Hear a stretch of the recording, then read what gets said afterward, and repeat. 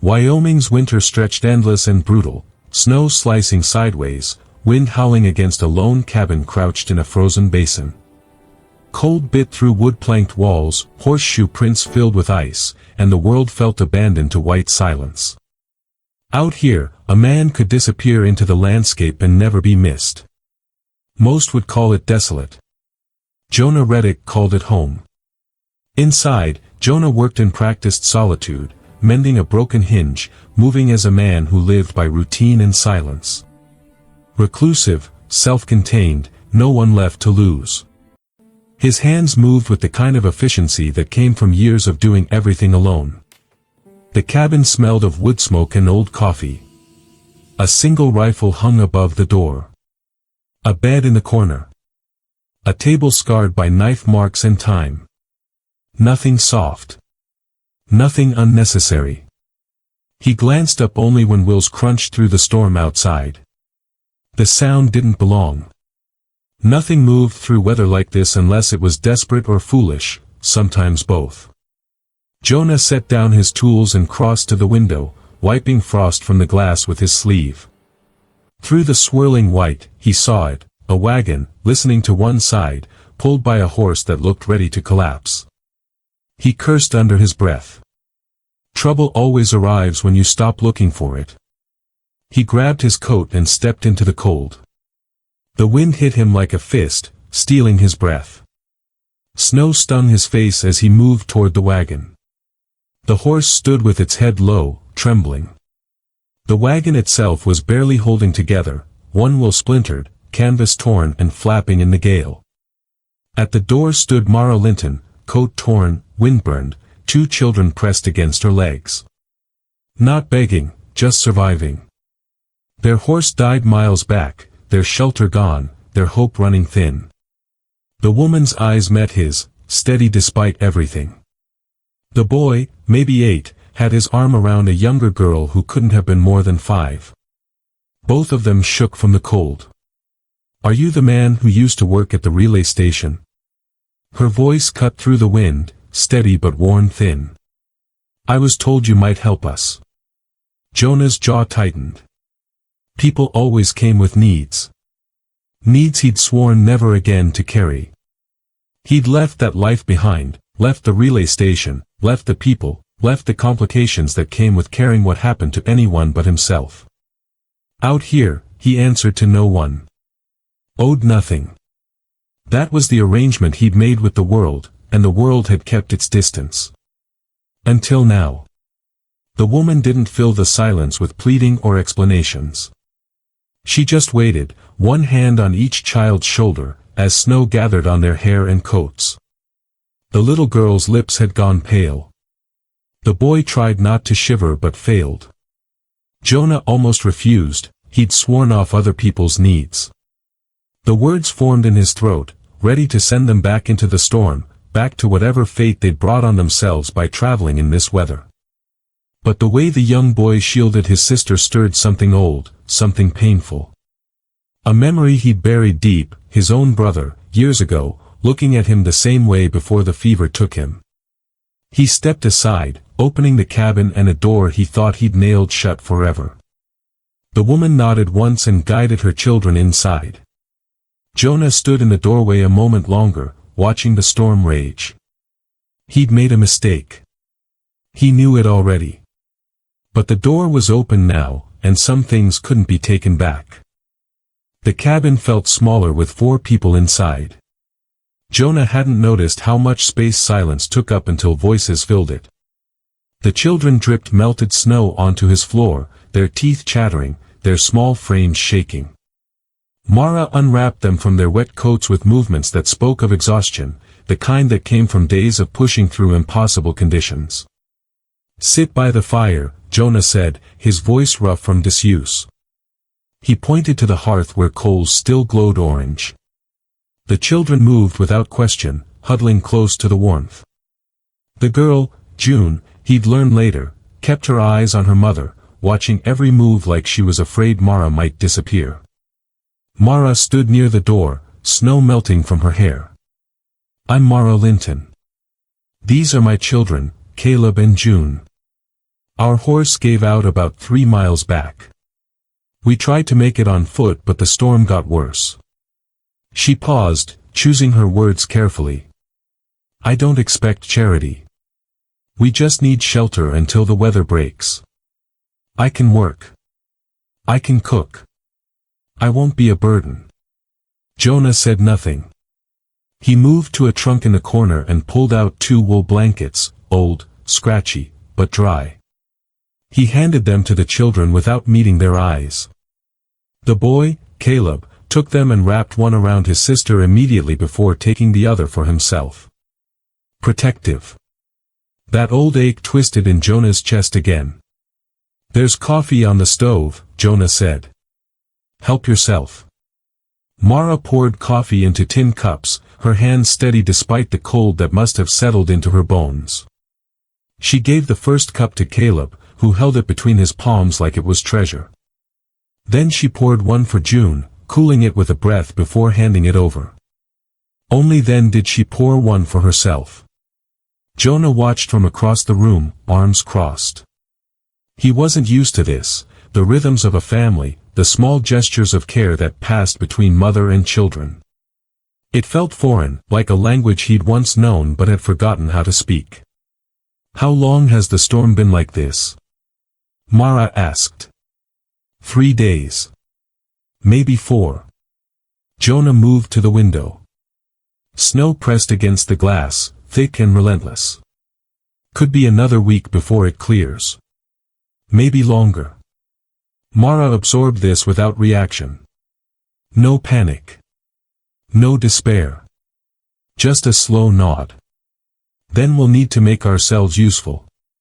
She looked around the cabin, taking inventory. You've got supplies? Enough. For 4 people. Jonah hesitated. He'd stocked the cabin for one man surviving a hard winter, not a family. But he had dried meat, flour, and beans. It would stretch if they were careful. We'll manage. June's voice broke the tension, small, hesitant. Are you a cowboy? Jonah turned. The girl stared at him with wide eyes, the blanket pulled up to her chin. He almost smiled. Almost. No. Then what are you? June, Mara said quietly, a gentle warning. But Jonah answered anyway. Just a man who lives alone. Why? June asked. June, that's enough. The girl fell silent, but her question hung in the air. Why? The simplest question. The hardest answer. Because everyone he'd ever cared about had been taken from him. Because the world was cruel and caring just gave it more ways to hurt you. Because loneliness was safer than loss. He didn't say any of that. Instead, he moved to the stove and stirred the coals back to life. You'll sleep near the fire tonight. I'll take the back corner. Tomorrow we'll figure out what needs fixing on that wagon of yours. Mara met his eyes across the dim cabin. Thank you. Jonah turned away. Gratitude made him uncomfortable. It implied debt, connection, obligation. Things he'd spent years avoiding. Outside, the wind howled. Inside, the fire crackled. And for the first time in longer than he could remember, Jonah Reddick wasn't alone. He wasn't sure yet if that was a good thing. Morning came gray and cold. The storm hadn't weakened, if anything, the wind had picked up during the night, battering the cabin walls with snow that sounded like sand against wood. Jonah woke before dawn, as he always did, and found the fire reduced to embers. He rebuilt it quietly, trying not to disturb the sleeping forms near the hearth. Mara stirred anyway. She sat up slowly, careful not to wake the children who lay curled together under both blankets. Her hair fell loose around her shoulders, and exhaustion still lined her face, but her eyes were alert. You don't sleep much, she whispered. Habit. Jonah fed kindling to the growing flames. Coffee will be ready soon. They sat in silence as the cabin warmed, 2 people who understood that not everything needed filling with words. Outside, the world remained buried in white. Jonah had seen storms like this before, the kind that erased trails, swallowed landmarks, turned the entire basin into one vast unmarked grave. People died in weather like this. Mara and her children would have been among them if they'd stayed out there much longer. When the children woke, Caleb helped his sister fold the blankets without being asked. The boy moved with a maturity that didn't match his age. Jonah recognized it, the weight of responsibility taken on too young, the need to be strong when strength was all that kept things together. "Is it still snowing?" Caleb asked, moving to the window. "Yes." The boy's shoulders sagged slightly, but he didn't complain. Just nodded and turned back to his sister, who looked ready to cry. "We'll be okay," Caleb told her. "Mr. Reddick's letting us stay." Jonah felt the weight of that trust like a stone in his chest. He poured coffee and rationed out jerky and hardtack for breakfast. It wasn't much, but it would keep them going. Mara ate sparingly, making sure the children had enough before taking her own share. After breakfast, Jonah pulled on his coat. "I'm going to check on your wagon. See what can be salvaged." "I'll come with you," Mara said. "No need. I know my wagon. You'll need help." Jonah wanted to argue, but the set of her jaw told him it would be pointless. He handed her a spare coat, too big, but warmer than the torn one she'd arrived in. They stepped into the storm together, heads bent against the wind. The wagon sat where they'd left it, already half buried in drifts. The horse was gone. Jonah had moved it to his small shelter behind the cabin during the night, giving it what hay he could spare. The wagon itself told a story of hard travel. The splintered wheel. The torn canvas. Supplies scattered and frozen in the bed. "We were heading to Red Creek," Mara said, shouting over the wind. "My brother owns land there. Offer us a place to start over. Long way from anywhere." That was the point. She climbed into the wagon bed, salvaging what she could, a cooking pot, some clothes, a small wooden box she held carefully. "My husband died 8 months ago. Cholera. Lost our farm paying for medicine that didn't work. I couldn't stay where everything reminded me of what we'd lost." Jonah understood that impulse. The need to run from ghosts. He examined the broken wheel. "This can be fixed. Probably take a few days once the storm clears. I've got tools. Spare wood. You've done enough already. I haven't done anything yet." He pulled a crate from the wagon. "Just giving you a place to wait out the weather. That's not kindness, it's basic human decency." Mara studied him through the swirling snow. "You say that like you don't believe in it anymore." Jonah didn't answer. He hefted the crate and started back toward the cabin, leaving footprints that filled with snow before Mara could step into them. Behind him, she followed, carrying her salvaged life in her arms. The days blurred together, each one identical to the last. Storm, snow, silence broken only by the crackle of fire and the occasional question from June. Jonah had thought isolation meant being alone, but trapped in a cabin with 3 strangers, he discovered a different kind of loneliness. The kind where you were surrounded by life but couldn't figure out how to be part of it. Mara found ways to make herself useful. She reorganized his meager supplies with an efficiency that came from years of stretching too little too far. She cooked meals that somehow tasted better than anything Jonah had made for himself, turning dried meat and flour into something that almost felt like comfort. She mended clothes, his included, though he hadn't asked. Just found his torn shirt folded neatly one morning, the rip sewn closed with careful stitches. The children adapted the way children did, finding games in the smallest things. Caleb carved animals from scrap wood using Jonah's knife, creating a whole menagerie that lined the windowsill. June told stories to her rag doll, elaborate tales of princesses and dragons that she whispered by the fire. Sometimes Jonah caught himself listening. On the 4th day, Caleb approached him while Jonah worked on the wagon wheel near the fire. The boy watched for a long moment before speaking. "Can you teach me to do that?" Jonah looked up. "Why?" "So I can help. Mama says we need to pull our weight." Something in Jonah's chest tightened. He remembered being that age, desperate to be useful, to prove he wasn't just another mouth to feed. He handed Caleb a piece of sandpaper. "Start with this. Smooth out these rough edges. Follow the grain of the wood." The boy worked with fierce concentration, his tongue caught between his teeth. His technique was clumsy, but he didn't quit. After an hour, his small hands were red and tired, but the wood was smoother. "Good work," Jonah said. Caleb's face lit up like Jonah had given him gold. That evening, as wind continued its assault on the cabin walls, June decided Jonah needed to see her doll collection. She had 3, all threadbare, all clearly loved beyond reason. She introduced each one by name, complete with elaborate backstories. "This is Martha. She's brave. And this is Lily, she's scared of storms but Caleb tells her it's okay. And this is Rose. She lost her family but Martha and Lily take care of her now."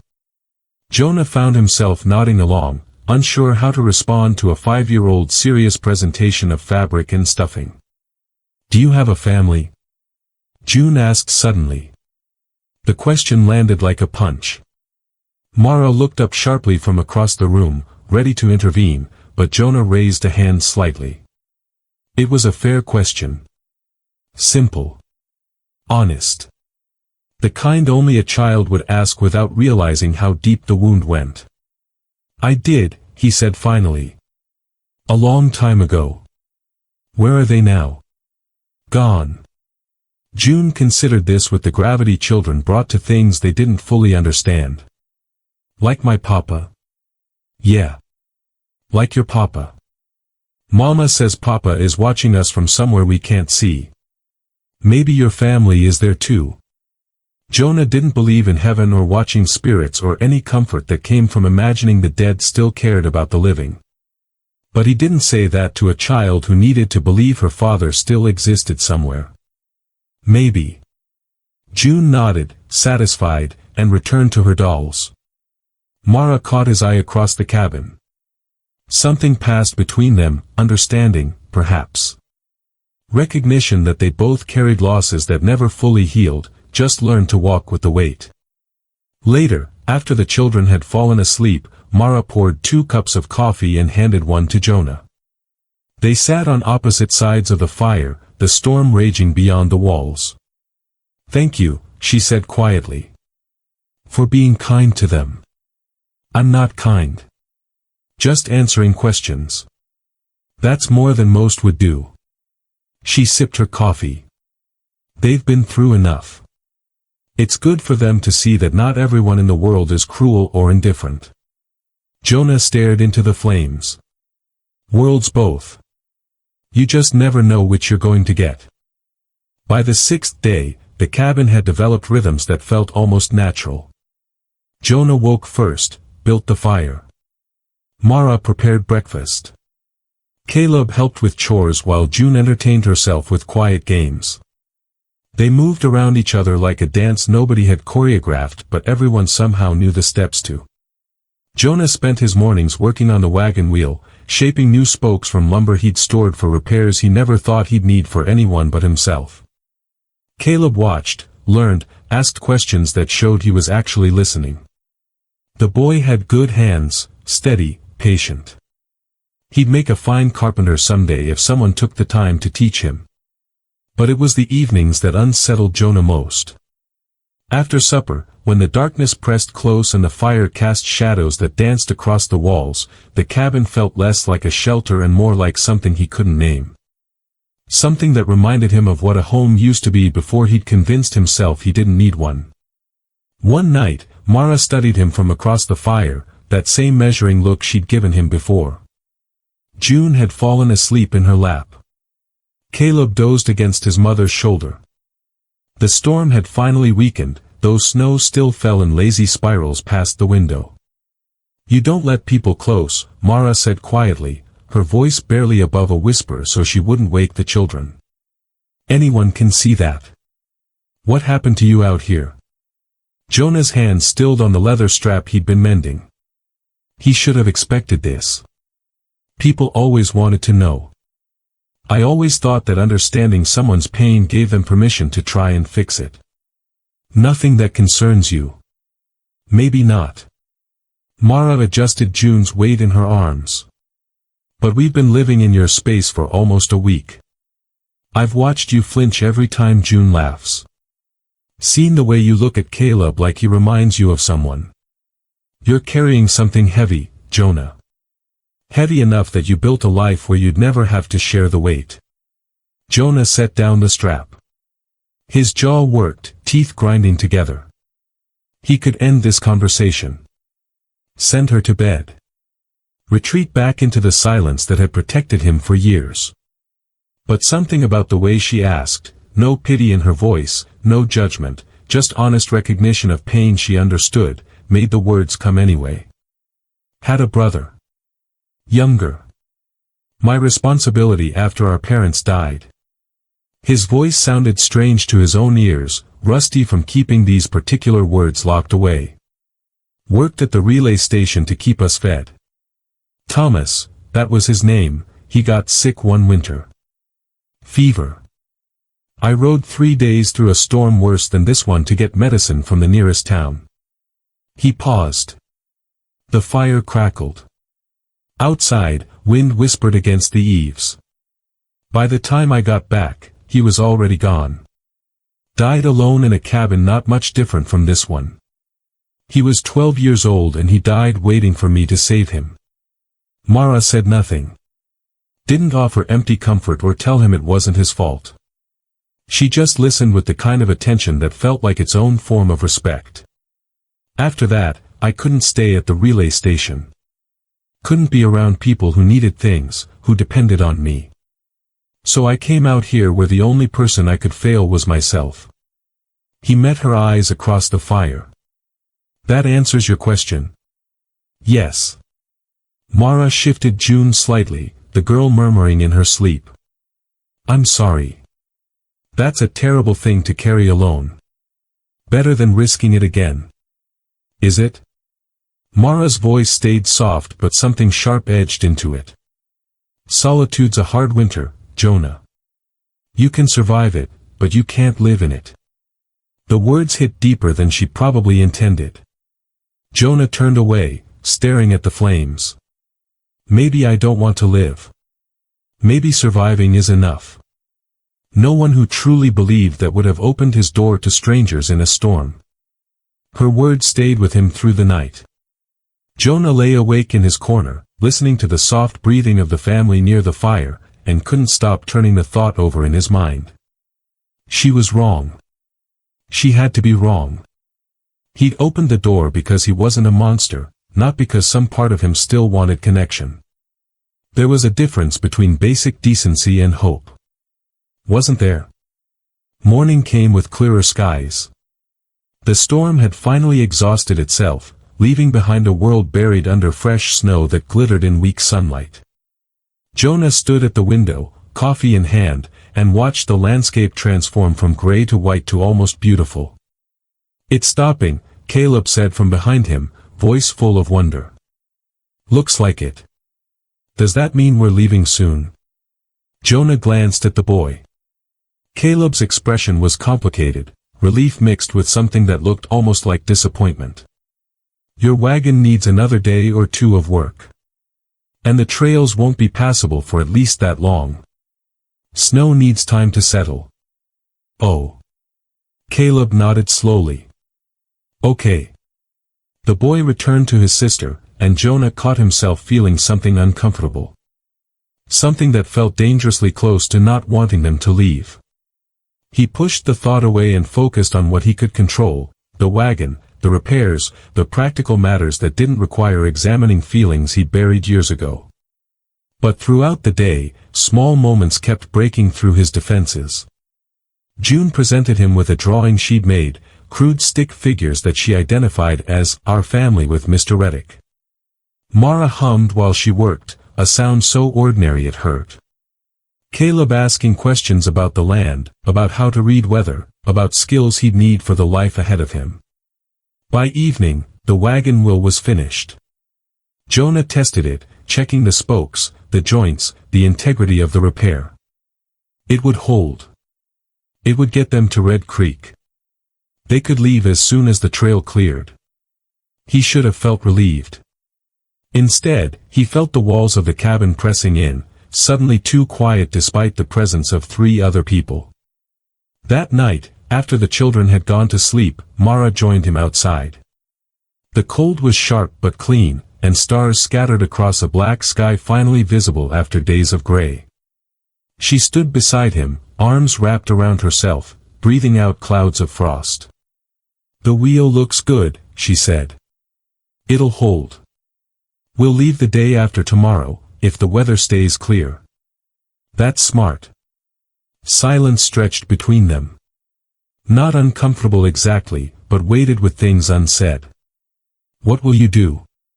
Mara asked. "After we're gone." Jonah shrugged. "Same thing I did before you arrived. Live through winter. Fix what breaks. Wait for spring. Alone." That was always the plan. Mara turned to face him, her expression serious in the starlight.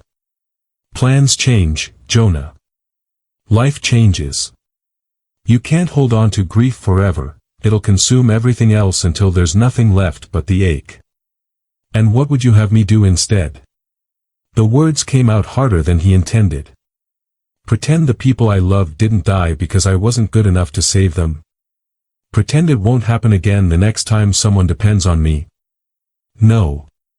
Her voice stayed level, refusing to match his anger. "I'd have you recognize that you're punishing yourself for being human. For not being able to control things no one can control. Death comes when it comes, Jonah. You can't prevent it by refusing to live. You don't understand." "I understand better than you think. I lost my husband. I watched him fade over weeks, tried everything, and nothing worked. The difference between us is I still have 2 children who need me, so I don't have the luxury of hiding from the world." She moved closer, and her next words were gentle but unrelenting. "You think isolation protects you. But all it does is guarantee you'll die having never really lived. Is that what Thomas would have wanted for you?" Jonah flinched like she'd struck him. The next day passed in tense silence. Jonah worked on final repairs to the wagon, checking harnesses, securing loads, doing everything he could to avoid conversation. Mara didn't push. She prepared their things for departure, helped the children pack their meager belongings, and moved through the cabin with quiet efficiency. But her question haunted him. What would Thomas have wanted? His brother had been full of life, curious, bright, always believing the best in people even when they disappointed him. Thomas had loved easily, trusted quickly, and never understood Jonah's caution. And in the end, that innocence had died in a cold cabin while Jonah was miles away, trying desperately to be enough. Would Thomas have wanted this?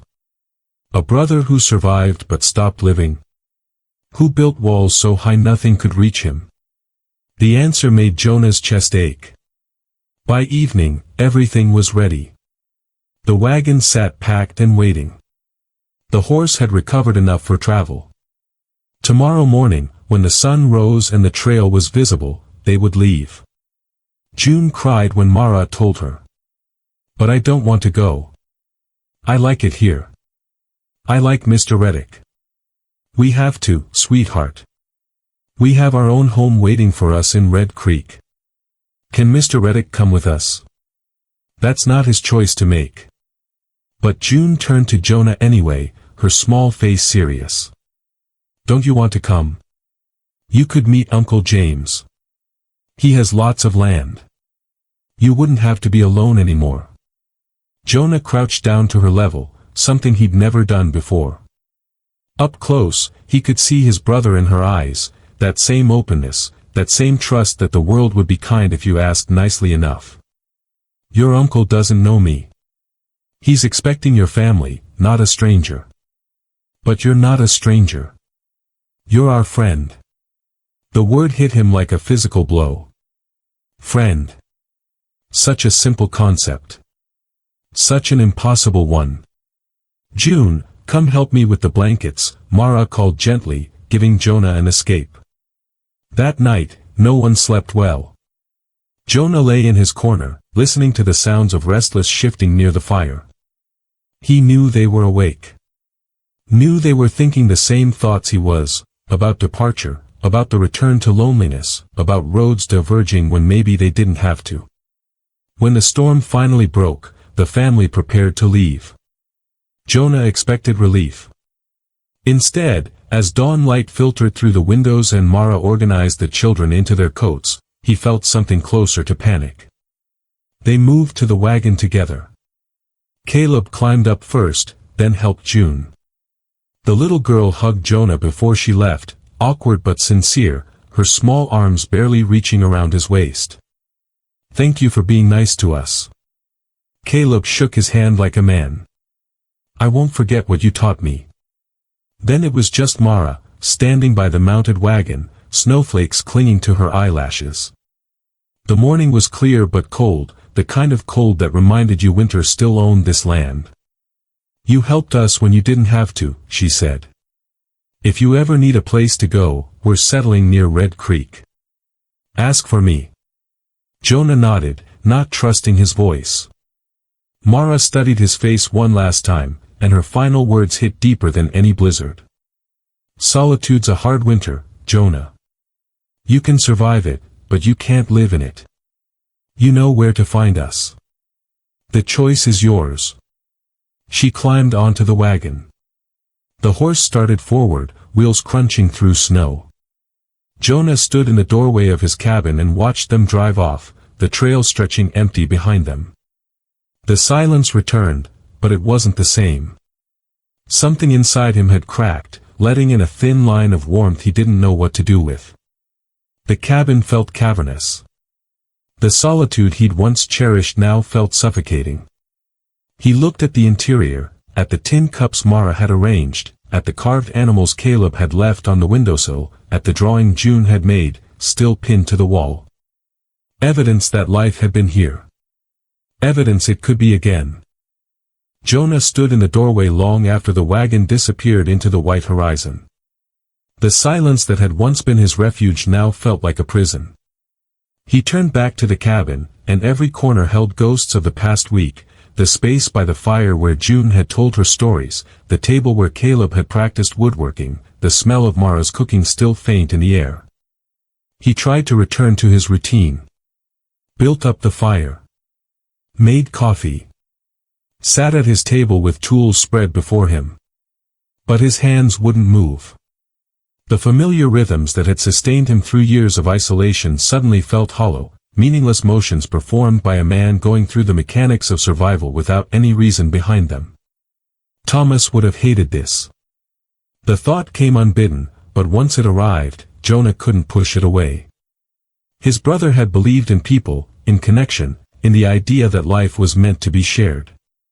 Thomas had trusted Jonah to protect him, yes, but he'd also trusted Jonah to keep living after he was gone. Not just surviving. Living. And Jonah had failed that trust more completely than he'd failed to save his brother's life. He stood abruptly, the chair scraping against the floor. The cabin felt too small, too full of memory and regret. He moved to the window and stared out at the basin, endless white, beautiful and brutal in equal measure. The same landscape he'd hidden in for years. The same empty horizon he'd convinced himself was enough. It wasn't enough. It had never been enough. Mara's words echoed in his mind, relentless as the wind. You can survive it, but you can't live in it. She'd seen through him in a week, seen the truth he'd spent years trying to bury. That he wasn't protecting himself by staying alone. He was slowly disappearing, erasing himself one isolated day at a time until nothing would remain but a cabin in the wilderness and bones that no one would find. Was that really what he wanted? To vanish without trace, without meaning, without ever taking the risk of mattering to someone again. By sunset he'd made his decision. Jonah packed his saddlebag with deliberate care, supplies for the trail, tools he'd need, the few possessions that held any meaning. He banked the fire, secured the cabin, saddled his horse. His hands shook slightly, and he wasn't sure if it was from cold or fear or something that might have been hope. The trail to Red Creek would take 3 days in good weather. Maybe 4 with the snow still fresh.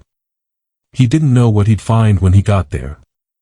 Didn't know if Mara's offer had been genuine or just politeness, the kind of thing you said to someone who'd helped you without expecting they'd actually follow through. But he knew he couldn't stay here. Not anymore. The cabin that had been his sanctuary had become his tomb, and he'd been burying himself alive one day at a time.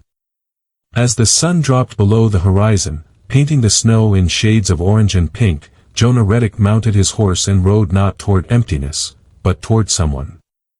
For the first time in years, he chose connection over safety. Choose the possibility of pain over the guarantee of nothing. Winter still ruled the land. The cold is just as deep. The wind still carried the threat of storms that could kill a man caught unprepared. Nothing about the world had changed. But Jonah finally believed spring might find him, if he let it. The horse's hooves crunched through snow, each step carrying him farther from the life he'd hidden in and closer to the life he'd been too afraid to reach for. The stars emerged overhead, bright and countless, and for the first time in years they didn't look cold. They looked like navigation points. Like guides leading him somewhere that mattered. Red Creek was 3 days away. Mara and the children would be settling in, building their new life. Maybe there was room in that life for a man learning how to live again. Maybe there wasn't. But Jonah was done with maybes used as excuses for staying still.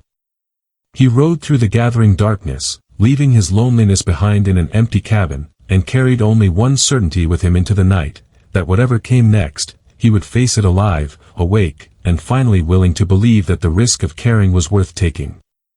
The wind no longer felt like it carried secrets no one wanted to hear. It felt like it was carrying him home. Sometimes the hardest journey is the one that leads us back to ourselves. If this story moved you, hit that like button and subscribe for more tales from the untamed West. Drop a comment below. Have you ever had to choose between safety and truly living?